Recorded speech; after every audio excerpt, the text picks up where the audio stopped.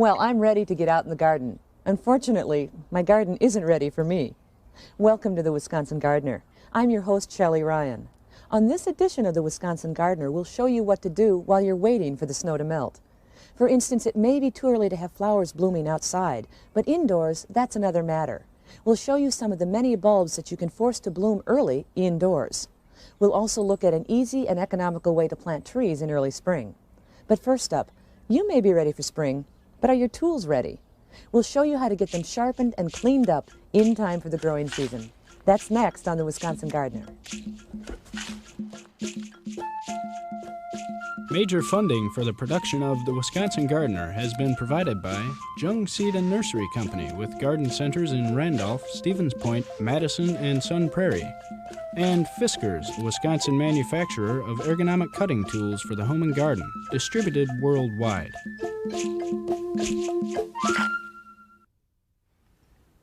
With spring fast approaching, it's a good time of year to get your tools in shape for the growing season. I'm with horticulturist Dr. Astrid Nieuwenhuis to look at how easy it is to keep our tools well cared for. What are the benefits to keeping the tools in shape? Well, there's lots. There's lots of benefits. Here's one right here. This is a spade that's over 100 years old. Oh, wow. Look at this. The wood's in nice shape. The metal's in nice shape. It's beautiful. So they'll last longer. They'll last longer. What Another else? benefit is that you will last longer because if you use a sharp, clean tool, the motion is more efficient. So even digging will be easier because I'm not blunting the dirt, I'm digging it.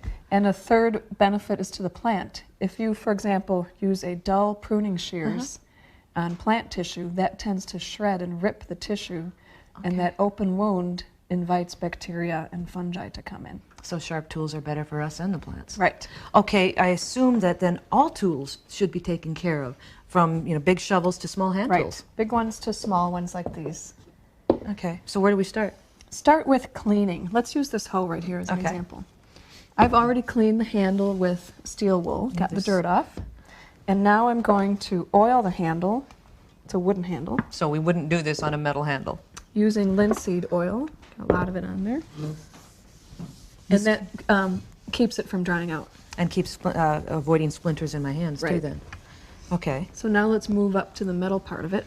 Now You wanna hold that? Yeah, you've got the dirt off of here, but it looks kind of rusty. Yeah, and to get rid of the rust, I'm going to use sandpaper. This is automotive or metal sandpaper. Okay. And steel wool. Notice this comes in different grades. So I'll start with the easiest one, which is a steel wool. Not much is coming off. See a little bit, yeah. And then I'll gradually go to the next grade and the next grade. There's some is coming off. But you've got some really deep in there, don't you? For really bad rust, There it goes. I can use this coarser grade. So you always go from gentle to worse. Yeah, you don't want to take off too much metal. Okay. So let's assume we've got that off. What else would I do to this? This is a cutting tool. A hoe cuts the root of the weed. And so you want that to be knife edge sharp. Feel it. And it's real dull right now, yeah. Yeah. Time for sharpening. I'm using a mill file. This is a file that's specifically meant for sharpening metal. Okay. And see this edge right here? Yeah. That bevel? I'm going to, with the file, maintain the angle of that bevel. And you're sharpening in one direction. One direction. A file works only on the downward stroke. You sharpen away from yourself. Right, just like that. Okay, so after we have that nice and sharp, are we pretty much done? Yes, except you want to prevent this rust from happening again. Yeah. So in that case, use motor oil, any kind of oil. This is just waste oil. Yep. Okay. And rub it into the tool like that. Oh, that looks nice then. Okay, and that'll keep it going for quite a while. What about those some tools that are, well, badly damaged? This is still salvageable. It's dirty. I would Yes. I would scrape the dirt off, maybe moisten it, make it easier. Okay. And something like this, I would not handle myself. I would bring this into a shop. And let a professional do it. Yes. Okay. So where do I find such a sharpener? Look in the yellow pages under sharpening or ask really? at a hardware store. Oh, okay. Are there other things that a professional should handle instead of us? I would send this into a shop Okay. to sharpen. Well, what about pruning tools, pruning shears? I've heard that if you sharpen them wrong, you can really wreck them. Oh, that's right. Shears like this is just like a scissors, where there's a bevel on one side and not on the other. Okay. And so what you want to do is make sure that you sharpen it only on this side. So a beginner might not know how to do that. Yeah, and you can damage a tool by improperly sharpening it. Well, you do this a lot. You've told me. Show me how you do it. Let's see. I use a whetstone for the pruning shears, and this already has oil on it. A whetstone is you need to use with oil. And I'm going to maintain that bevel right there. I'll steady the tool. Some can be taken apart, which makes it easier. Sure. And then just go along the edge of that bevel. Now, again, you're working away from yourself. Yes, in one direction only. Okay. So if I'm uncomfortable, though, let a professional do it. Yep, send it in. And that's not going to cost me much, is it? No. Okay. What do I do then? Do I do anything else to them to take care of them? Yeah, there's a lot you can still do. Like this has sap on it, Shelley. Yeah, it has. So what you want to do is use alcohol, like rubbing alcohol or wood alcohol, and start removing that sap. Just rubbing with the cloth, but it doesn't look like anything's happening. We need to also use a steel wool on this one. So again, start out with the gentle and work towards tougher pieces of material until it works. That'll come off. Okay, little elbow grease, it might work. Anything else I do to them then? This pruning tools have moving parts, and so you need to lubricate those parts. No, you're not using waste oil this time. No, this is a fine grade lubricating oil, and then just work it back and forth. That'll make it easier to use too. Yeah. Okay. Now, I have another reason to use waste oil. I put it in a bucket of sand. Oh, good idea. And then I just take my tool, and every time I use the tool, after I'm done, I just go in and out, and it scours the dirt off and oils it automatically. That's a very good habit. So if I do that, hopefully I won't have to do quite as much work later on. Okay, great. Thanks, Astrid. So protect your investment. It will save you time and effort.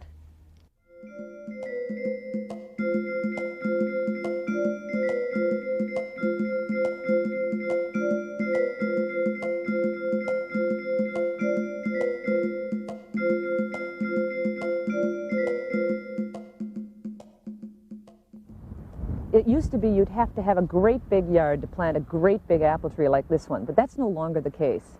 I'm with UW Extension horticulturist Terrell Roper. And Terrell, now there are small-sized apple trees for small-sized yards. But this one, is this a full-size tree here? This is a semi-dwarf tree, but it's still a big tree. It's taller than I am, and you'd have to have a big yard in order to plant a tree this size. But there are also little trees. Right over here, we have a smaller tree. This is also a Macintosh tree like the first tree we looked at. They were both planted in 1981. These are the same age? Right, the same variety. But the difference between the two is the rootstock. So the rootstock determines the height of the tree? Right, the rootstock determines how big the tree will become. It also determines how early in the life of the tree it will produce fruit. So, explain that. The younger, the smaller the tree? Well, this tree has a lot smaller branches than the other tree does, and so it has a much smaller investment in wood, and it can put its resources into producing fruit. So we'll get fruit sooner on a real dwarf. This is a super dwarf then. Right. But the other reason to have a dwarfing rootstock is we have to propagate the trees asexually by budding or grafting because they won't come true from seed. So it's kind of like people then. I mean, I don't resemble either one of my parents identically. I'm a blend, and the same with apples. Exactly. So if we propagated them by seed, the seed that we'd get off those trees wouldn't be Macintosh. It'd be a mix of something else. That's right. Okay, so we have to graft to get identical trees. And if we want a small one, we graft on dwarf or super dwarf rootstock. That's right. Okay. I've heard that bare root is a very economical way to plant an apple tree like this. Right. Bare root is a perfectly good way to plant fruit trees or other trees as far as that goes. They're simple to deal with. There are just a few things to remember. Let's go look at planting one. Okay.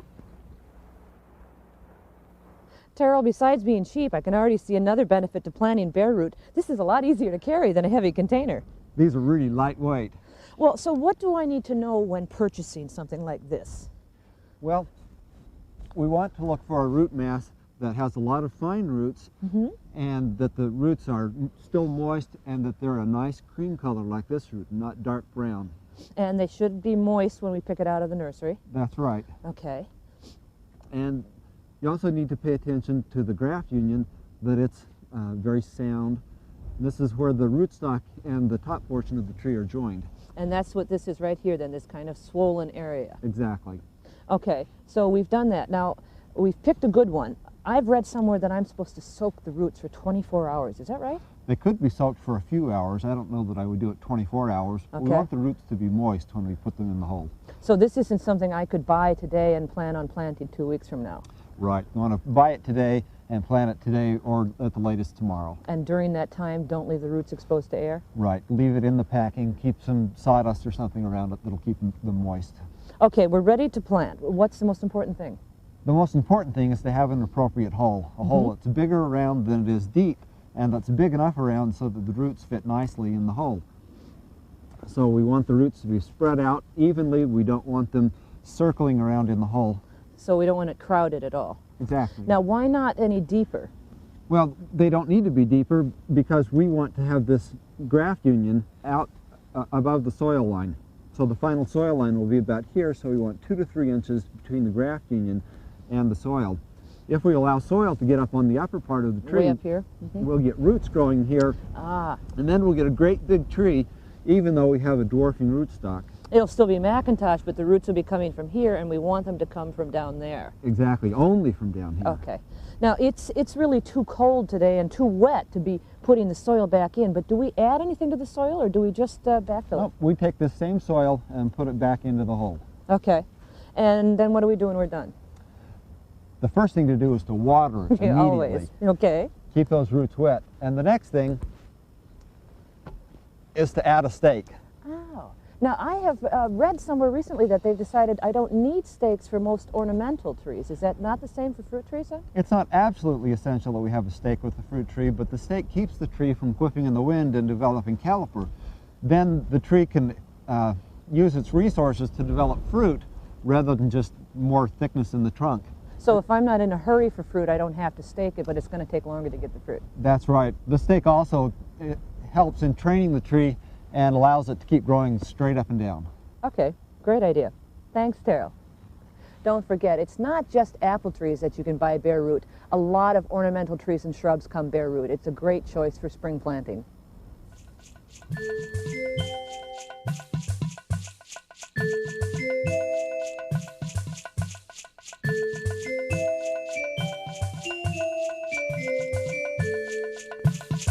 I'm with UW-Madison Extension entomologist Dan Marr to talk about dormant oils.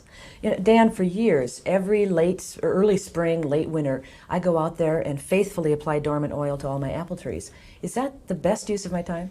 Well, it would be a good use of your time if you had insect problems that could be controlled with dormant oils. Well, let's back up a little. What exactly is a dormant oil? A dormant oil is simply a petroleum oil.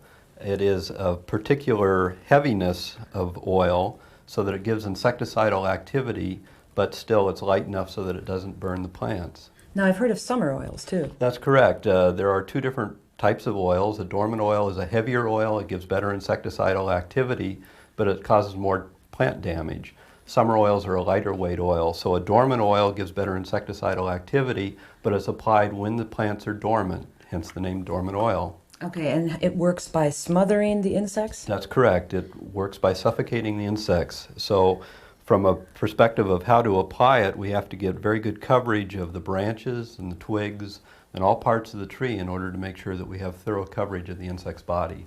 Well, you said it only worked on specific insects. What insects should I be looking for then? It works specifically on the eggs of some insects that actually overwinter on the tree, such as spider mite eggs, some leaf roller eggs. It also works on certain types of scale insects. We have a couple of examples here. Spider mite eggs, eggs of European red mite, which is a common apple pest. The eggs are usually laid in the end of the branches, out by the tips, out by the buds. And here we have some specific examples. Now these eggs are very, very tiny. They're only about a 50th of an inch in size. They're bright red in color. They're oval. It would be helpful to have a 10-power magnifying glass. Take one of those little handheld then? That's correct. Okay. If they're causing problems, the eggs will be very numerous though. So once we see them, we'll really see them? That's correct. Okay. Here's another example. This is oyster shell scale, one of the types of scale insects that can cause problems on trees. These are a little bit larger, but they're still quite small. They just look like little bumps on the bark of the tree itself. They look like the bark. That's correct. But they have this typical clamshell or oyster shell shape, about a 1/16 of an inch in size. And these are actually the adult scale insects that we can control with the oils. And they're those light brown crescent things we're looking at. That's correct. Now those can occur anywhere on the bark of the tree, even on the trunk of the tree. So again, it's important to get thorough coverage of the entire tree. Well, speaking of coverage, how do we apply this oil then? The oils can be applied in a regular home garden sprayer, such as this, a compressed air sprayer. Okay. We simply mix it with water by label directions and shake it up very well because oil and water tends to separate. That's so true. we have to keep it well shaken during the course of application. Every couple of minutes, shake it up real well again so that it doesn't separate. And again, you said we have to get the whole tree moist because we have to cover any area where That's those correct. insects might be. That's correct. And there's a time, not a temperature limit? That's correct. Dormant oils, in order to keep from causing problems to the tree, have to be applied at temperatures above 40 degrees, but usually below 70 degrees. And that's a good reason, again, to read the label because different manufacturers might have different specific temperature guidelines. That information will be on the label. And there are certain trees that you can't use dormant oil sprays on. That's correct. So read the label. That's right. Okay, thanks, Dan. So to sum up, know your enemy, read the label, and then dormant oils are an easy and effective way to get rid of overwintered insects.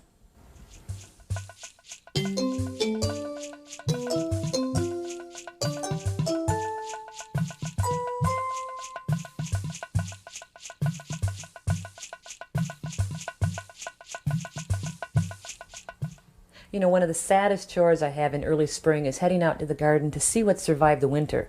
And it's a chore made even more difficult because a lot of my labels look like this. I can't read them. Some of them are missing. Some I think were eaten over the winter. I'm with Racine County Extension horticulturist Jim Selmer to talk about the importance of labels for the garden. Shelley, labels are very important. One of the big questions we get from new homeowners, they move into a house, they have apple trees, they want to know what they are. I can't identify them from the apple. And so what I normally recommend is to take a nice aluminum label like this. You can use a ballpoint pen, scribe into the name of it, and then tie it loosely around the branch. Loosely so it doesn't girdle the branch. Exactly, and check it regularly, make sure that it's still loose. Well, and that's a great idea. Of course, then you don't get any free apples. That is a problem. That is a problem. The other concern about labels is you need to think about what you're doing. That wooden one works really well, but it breaks down over time. So, Starts out like this. and after a year, it looks like that. Exactly. These are fine for things like vegetable gardens and annual beds. Seasonal, temporary. Very much so. Down that line also, the plastic ones are the same way. You can use a permanent marker on it, but it fades.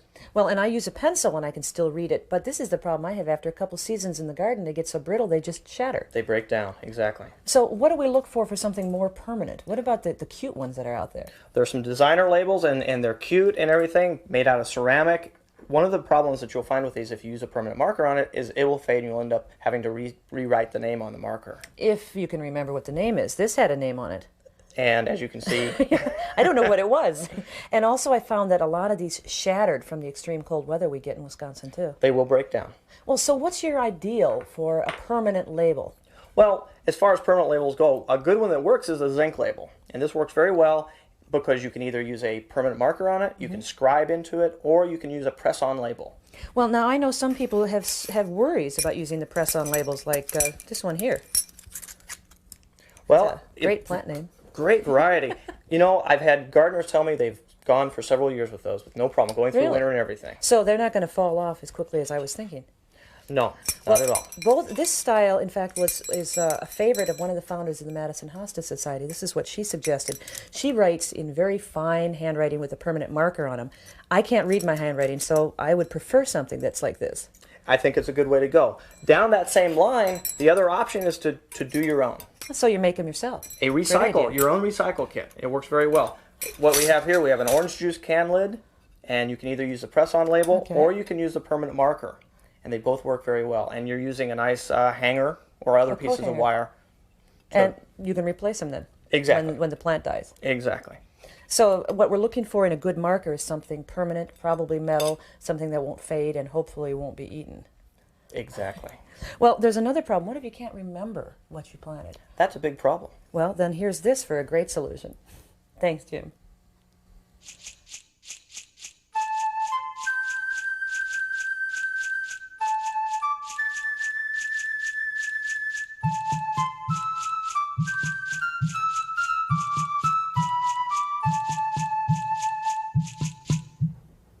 This is the time of year when I would practically kill to have something, anything blooming. Outdoors, indoors, it doesn't matter. I'm with professional gardener Tibby Light to look at some of the flowers you can have blooming indoors. They'll help keep you sane while you're waiting for the snow to melt. You know, Tibby, there are lots of choices, thank heavens, because it's really not very pretty outside yet. No, it's been a long haul, Shelley, and we all get pretty desperate this time of year. There's a lot of things we can choose from that bring so much light and life into the household these days. A lovely and easy thing to start with is an amaryllis. Now, see, those are beautiful, and I know a lot of people get them for gifts at the holidays, Valentine's Day. It's a nice present. It's a lovely one and very simple to grow. It also comes in a lot of different varieties and sizes. Over here we have a very tall one that's a reddish orange. It almost has copper colors in that one. I like that one. Yeah, it's amazing the different colors. We also have a dwarf one over here, this cute little apple blossom. Now, that's a cutie. Now, when people get them as gifts, a lot of people have no idea what they can do or how to get them to rebloom, and they end up composting them. Right. That's a very viable alternative, but if you'd like to rebloom them, it's not that hard to do. So this is easy. This is truly easy. What's the first step? Well, the first step is that as your flowers are passing and they start to fade, just pinch them off at the top of the stem. So deadhead like I would any other plant. Right. Okay. Then once all your flowers have passed, cut the stalk off at the base of the bulb. Okay. And then you'll find that you have all this foliage growing. So I'm going to get all these leaves from this other plant that has no leaves on it. Right.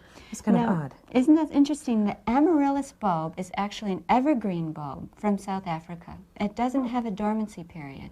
So it's used to hot, dry conditions then. Exactly. And if no dormancy, so you mean I don't have to put it in the basement like I've read and tip it on its side? No, it's very interesting. The key to getting an amaryllis to bloom is 8 weeks of drought.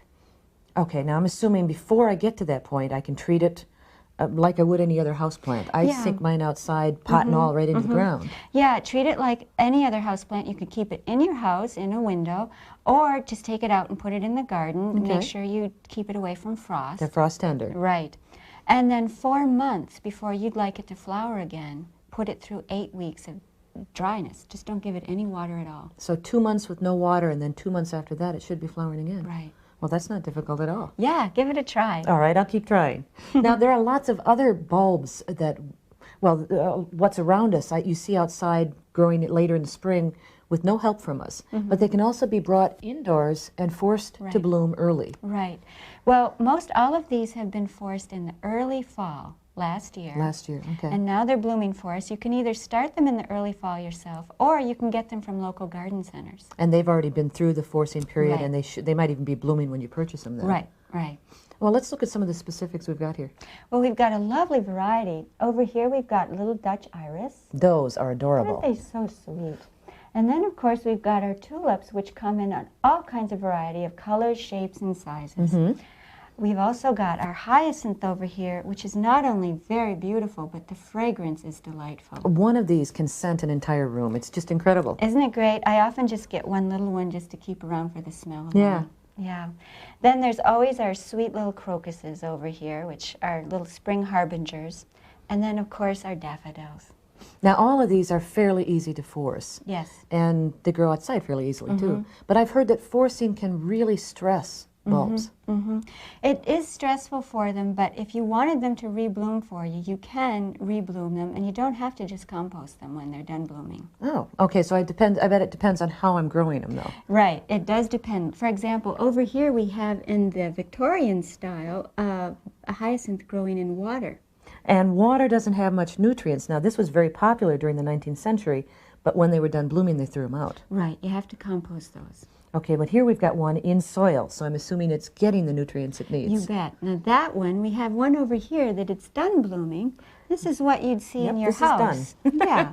After your flower has bloomed, it'll probably look like this, which is a little ratty looking. But what you do is you cut the flowering stalk off. And just deadhead it down at the base then. Right. Okay. And now it's very important to let this foliage keep growing, because this foliage is what gives the energy into the bulb so it will bloom next year for you. So like the amaryllis, I basically kind of treat it like a houseplant. Exactly. And then when do I plant it outside? As soon as the frost is out of the ground and you can work the ground, you want to plant these bulbs. These should go 4 to 6 inches deep into the ground. So much deeper than we've planted them for forcing. Right. Right. Okay. And then you can literally just forget about them. Treat them like my other bulbs, and then they should bloom outdoors next spring. Well, that's a great idea. Then. Yeah. Thanks, Tibby. Welcome. So enjoy them on your windowsill now, and you'll have something to look forward to next spring, too.